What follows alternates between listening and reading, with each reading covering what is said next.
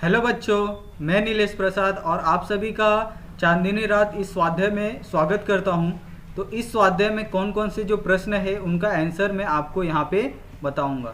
तो जो पहला प्रश्न है, तारों की उदित और अस्त होने के बारे में कल्पना। उदित का मतलब होता है उगना और अस्त का मतलब होता है अस्त होना यानी सूर्यास्त। ठीक है, तो यहाँ पे जब सूरज का अस्त होता है और जब सूरज उगता है, उन दोनों के बारे में यहाँ पे कल्पना करनी है। तो उसका उत्तर इस प्रकार है, धरती द्वारा मोती भी खेलना, बिखेरना, सभी का सो जाना, सूर्य द्वारा मोती बटोरना और सवेरा हो जाना। यहाँ पे आपको जो दो पंक्तियाँ दिख रही, ये अस्त होने के बाद की है और ये उदित होने के बाद की जो दो पंक्तियाँ है। आगे का प्रश्न है, चांदनी रात की विशेषता। तो उत्तर इस प्रकार है कि जो चंद्रमा की चंचल किरणें हैं वो क्या है, जल और थल में खेल रही है। धरती और आकाश में स्वच्छ चांदनी बिछी हुई है और हरी घास की नोकों से धरती प्रसन्नता प्रकट कर रही है। जो हरी घास होती है, जो नई नई घास आती है, उस पे जो ओस की बूंदें हैं वो क्या है, जम जाती है। और जब चंद्रमा की किरणें उस ओस की बूंदों पे पड़ती है तब क्या होती है, वहाँ से रिफ्लेक्ट होती है, परावर्तित होती है और चारों तरफ क्या होता है, उजाला ही उजाला दिखता है। यही बात यहाँ पे उन्होंने बताई है।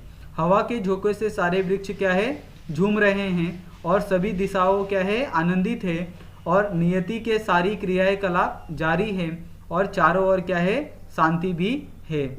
आगे प्रश्न है, निम्नलिखित पंक्तियों का सरल अर्थ लिखिए। यहाँ पे चारू चंद्र से लेकर झोंकों से, ये जो पहली पंक्ति है इसका सरल अर्थ इस प्रकार है कि कवि ने इस पद्य में प्रकृति की सुंदरता का सुंदर वर्णन किया है। रात के समय चांद की चंचल किरणें जल थल में खेलती हुई प्रतीत हो रही है। पृथ्वी और आकाश में चारों ओर चांदनी फैली हुई है। ऐसा प्रतीत होता है कि हरी हरी घास की नोकों से धरती अपनी खुशियों का इजहार कर रही है और मंद मंद चल रही हवाओं के झोंकों से सारे वृक्ष क्या है, झूम रहे हैं। आगे है दूसरा पंक्ति, क्या ही स्वच्छ से लेके शांत और चुपचाप। इसका उत्तर इस प्रकार है, चारों ओर स्वच्छ चांदनी क्या है, बिछी हुई है। ऐसा लग रहा है कि जैसा ये रात थम सी गई है। एक मनमोहक सुगंध वातावरण में फैली हुई है। हर तरफ आनंद ही आनंद है। स्तब्ध कर देने वाली सुंदरता का प्रभाव सभी की सूत्रधार नियति अर्थात प्रकृति पर नहीं पड़ रहा है और उसके क्रियाकलाप एकांत भाव से चुपचाप जारी हैं। ठीक है, आगे यहाँ पे कुछ निम्नलिखित शब्द है, उनके क्या करने हैं, हमें पर्यायवाची शब्द लिखने हैं। पर्यायवाची शब्द का मतलब होता है उससे रिलेटेड और उससे संबंधित शब्द, जो दूसरे मतलब उसके शब्द अलग होंगे बट जो उसका अर्थ होगा वह वही होगा। तरु यानी एक पेड़ को कहते हैं। तो यहाँ पे आपको उत्तर भी देख सकते हैं। तरु को और हम किस नाम से पुकारते हैं, एक वृक्ष के नाम से भी बोल सकते हैं और पेड़ भी हम कह के पुकार सकते हैं। वसुंधरा, वसुंधरा यानी धरती होती है और अवनी, जो इस पोयम में जो कविता है इसमें अवनी का उल्लेख किया गया है। और धरा, चंद्र यानी चंद्रमा, चांद और शशि, ये तीन इसके जो पर्यायवाची शब्द हैं। उसी प्रकार कृषक, कृषक यानी एक किसान, भूमिपुत्र और अन्नदाता।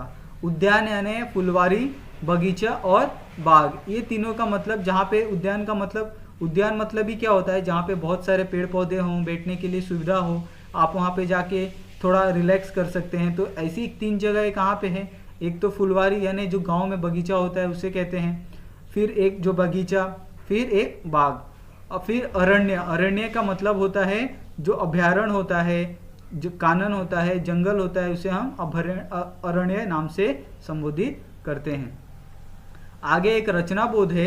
इसमें रचना बोध में क्या कहा है उन्होंने कि प्रस्तुत पद्यांश पंचवटी खंड काव्य में लिया गया है और चांदनी रात में प्रकृति के मनमोहक रूप को बड़े ही सुंदर तरीके से क्या किया है, इसमें चित्रित किया गया है, उल्लेख किया गया है। और इस अवसर पर खुशी से झूम रहे जो धरती है, आकाश है, अंबर, चारों दिशाएं हैं, सभी प्रकृति का सुंदर चित्रण किया गया है।